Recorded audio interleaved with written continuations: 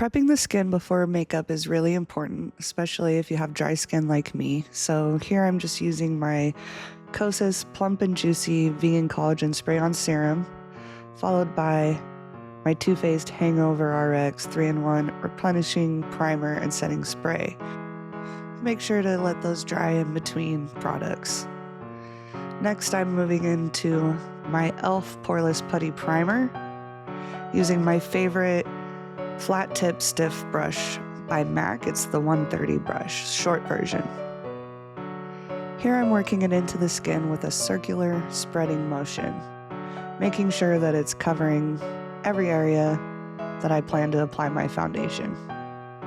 Again, it's really important to make sure it has a chance to dry before moving on to the following step. I usually wait about 30 seconds to a minute to make sure my skin has properly absorbed it. Because I'm going for full coverage today, I'm going to be using my Estee Lauder Double Wear Stay in Place Concealer. I'm applying it to the highest points of the face, like in between my eyebrows, below my eyes, the outer corners of my nose, below the corners of my lip, and here on my cheek, just below where the contour would go.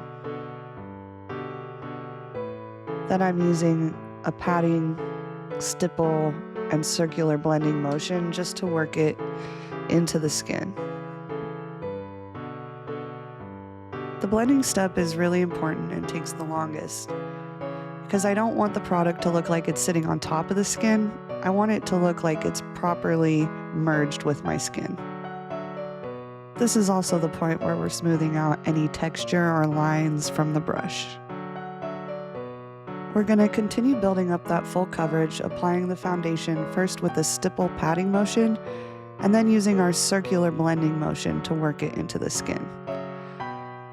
This is the Estee Lauder Double Wear Stay in Place Makeup Foundation. This is going to add back in some of the color that we lost using such a light concealer. And I'm primarily applying the foundation in the areas where the concealer wasn't focused, so the cheeks, forehead,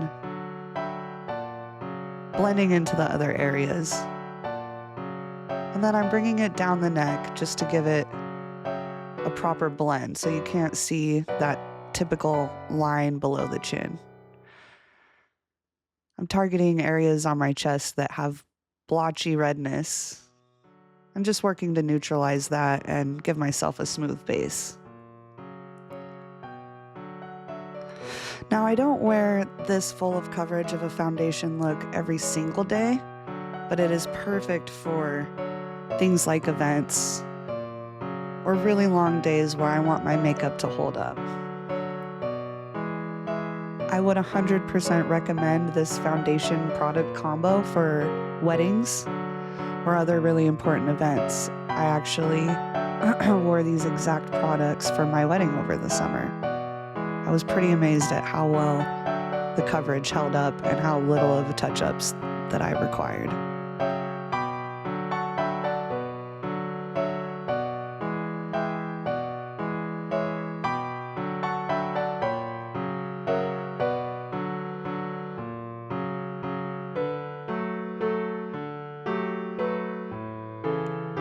I'll be using a powder foundation to set this foundation into place, making sure it doesn't budge and that it lasts all day.